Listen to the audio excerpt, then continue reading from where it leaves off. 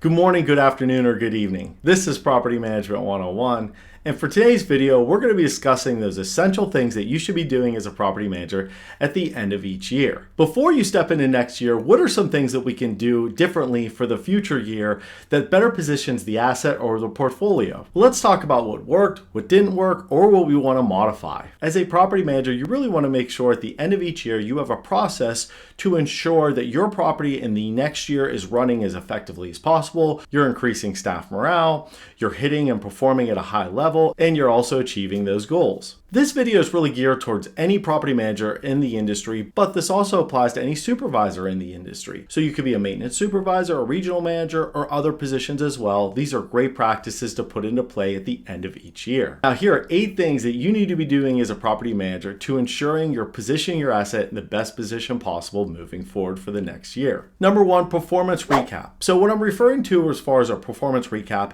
is those major metrics like NOI, revenue, occupancy, cash flow. What are things that we achieved when it comes to what we sought out to regarding those major metrics? What are things we didn't achieve when it comes to those things? So you want to have multiple meetings regarding this topic. You want to meet with your team. You want to have some time set aside for some self-analysis. You also want to make sure you're preparing to present this information to your supervisors and executives. Most companies have some sort of meeting at the end of the year or maybe shortly after the start of the year with a reflection of what worked from the previous year from a performance standpoint. So you really want to make sure before that meeting you have everything collected and everything reviewed to ensure you're in the best position possible to present to those executives as well as those investors. You want to collect feedback from your team, you want to give feedback to your supervisor, and you want to make sure when it comes to those major metrics you have everything collected so you have a good understanding of what you achieved and why, or what you didn't achieve and why. The second item you want to make sure you're reviewing at the end of each year is your budget. I really believe you should be reviewing this on a regular basis, but when it comes to that point of the end of the year, or close to the end of the year, what are some line items maybe you still have some extra funds that haven't been spent yet? This may be a great time to sit down and maybe spend some of that money, maybe whether it be office supplies, whether it be office equipment, whether it be some maintenance materials. These are things I would make sure that if you still have some money budgeted, it's spent in that year and you get that done for that budgeted year. You also want to be reviewing things that you're maybe way over on that line item. Were there any things that maybe offset that line item with another line item that maybe provide you some savings? For example, one common thing I often see is, let's say you're short staffed and you had to hire outside vendors more or temp help more. That may be something you've spent more than you budgeted, but maybe that's offset with employee salary savings because you're short staffed. So those are things you really want to look for when it comes to those budget items. One of the most common things I see when it comes to budget items that maybe it's something you haven't spent during the course of the year is gym equipment. And this is a great example of things that you have budgeted for, but maybe you haven't used. If you've provided gym, this is something you want to make sure you're going into your gym or fitness area, looking at everything, testing everything, making sure it's functioning correctly, and if there's anything that could be replaced, whether it be a cover, handles, mats, or maybe just service to the equipment, you get this done in that calendar year. This segues very nicely into my third bullet point that I'm going to be talking about today, is you want to make sure at the end of every year you're auditing your supplies and also auditing your equipment. Going back to the fitness equipment example, is everything running and effectively working correctly? Do we need to replace anything? Are there any first aid kits that have items that are expired or need to be restocked before the end of the year? What about office equipment, safety equipment? These are all areas you want to be reviewing when it comes to before the end of the year, making sure you have spent any money you have allocated for this and making sure you're in a good position stocked up for that new year. The fourth item you really want to be performing before the end of the year is you want to be reviewing resident related items. So you want to close out the year making sure no residents are waiting to hear back from you with anything or regarding any type of situations you have pending with a resident. Are there any past residents that need to be sent to collections? Are there any situations where you have pending evictions that you need to still provide and collect and provide maybe your attorney or the local court regarding those pending evictions? This is also a good time to be clearing out, maybe shredding checks or old files. Another thing you really want to consider with resident pending items is all your scheduled move-outs and move-ins coming up in the near future. Have we set aside time to walk these units shortly after these residents are scheduled to move out so we can process their move-out statement and get back to those residents quickly that move out? What about residents that are scheduled to move in? Are these units all ready? Have we cut keys for them? Have we walked them to make sure the unit's ready? Have we collected everything we we needed from those residents. These are the many things that you want to consider when it comes to resident pending items and making sure you're closing out the year in a good position regarding these. The fifth item we're going to be talking about that you want to perform at the end of each year or shortly before is your accounting aspects. So you want to start the year with clean books. And what I mean by this is you want to make sure there's no leasing errors, charging errors, anything that should be reallocated to a different line item. So this is going to be really, really important when it comes to your accounting piece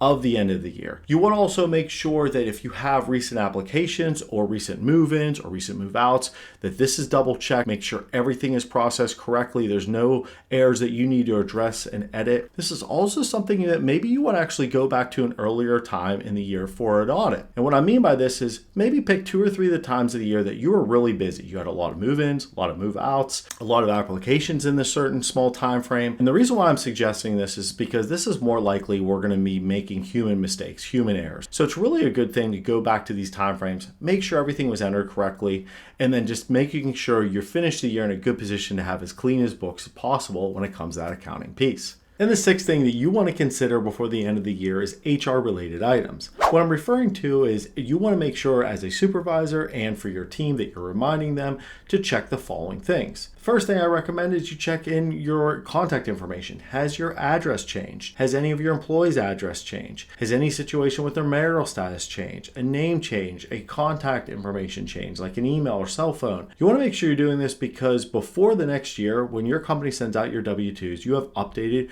information when it comes to this. If your company uses electronic format to send out W-2s or a physical copy, having the correct address or email address will be really important. You also want to make sure when it comes to things like self-evaluations, reviews, continuing education, licenses or certifications, you have updated all this information that's needed. Sometimes you may have situations you have a required license in your position and you want to make sure that that is updated before the end of the year so you're in good standing. Also, you want to keep in mind things like benefits. So this is the time of year that your company will typically have you re-enroll in benefits even if you're not making any particular changes to your benefits. You want to make sure you and your team have completed this to ensure everyone's getting the benefits that they need. And the last thing you want to consider when it comes to HR related items is that PTO. Do you or anyone on your team have unused PTO that they will lose before the end of the year? You want to make sure they're taking this so they're not simply losing it. They worked for it, they deserve it. You want to make sure they're taking it as well. So it's another good time of the year to check in when it comes to those HR related items. Number 7, this is something that I don't think a lot of property managers are performing,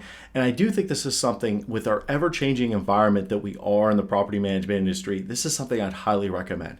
And that's evaluating your seasonality. So what I mean by this is, did we see the same trends from a seasonality perspective this year that we saw in previous years? Were the months we were expecting the most applications was the same that we saw this year? Maybe it's a market that's changing, for example. It's maybe getting earlier as far as the busy season or later regarding the busy season. Or maybe it's a situation we're seeing a trend when it comes to early terminations, evictions, or denied apps. These are all things that you want to consider when you're evaluating your seasonality. The reason why I'm suggesting this as well is because in most markets, you're seeing a lot of new lease ups, you're seeing a lot of changes when it comes to big employers. This is going to change some of those patterns and what we expect month to month in every given year. So this is going to be really important when it comes to that future year. You're setting good expectations and you're monitoring those trends that you're seeing when it comes to that seasonality changing in your market. And the 8th and final thing that you want to be doing as a property manager each and every single year at the end of the year is an exercise that I really, really like. I think it's a great one to do is with your team, and that's referred to as keep it, leave it, or modify it. So this is a great team exercise to really collect feedback from your team of what's working and what's not working. And this is a great thing to do at the end of each year, heading into the new year, so you can make sure your property is running as efficiently as possible. Now, let me explain what I mean by keep it, leave it, or modify it. So when it comes to certain things that are going on at your property or at your company, you want to collect feedback from your team of things that are working well regarding the keep it, things that you want to get rid of as a team when it comes to leave it, or when it comes to modify it. Maybe things are working well, but the team feels that, hey, this could be running just a little bit smoother, or maybe we're creating something with too many steps and we can simplify it. This is what I mean by keep it, leave it, or modify it. And this is a great exercise to do with your team. So when it comes to things like processes, policies, goals, standard collection of items, for example, what you collect from applicants or for work orders before you close them out. These are all things you want to consider when it comes to this exercise. And this is something that I highly recommend when it comes to your team, because too often teams are performing the same thing just because that's how they always done it. And that is a bad way to look at this. If we can make something more effective, easier for the staff, or maybe better for the residents, then why would we not want to consider this and check in on this each and every year? So this is a great time of year to look at this before you head into the new year. And I hope this video has helped as far as positioning your asset or portfolio in the best position possible for the new year. Thank you for watching till the end of the video. I hope this video provided at least one valuable tip for you and your teams. Your feedback is very important to us. Please leave a comment if you have any suggestions as far as how can we improve this video, or if you have any questions, or if there's aspects of this video that you felt that we left out on this subject. We'd love to hear from you. If you want to show your support, please feel free to like the video, as well as comment what your favorite part of the video was. Happy leasing!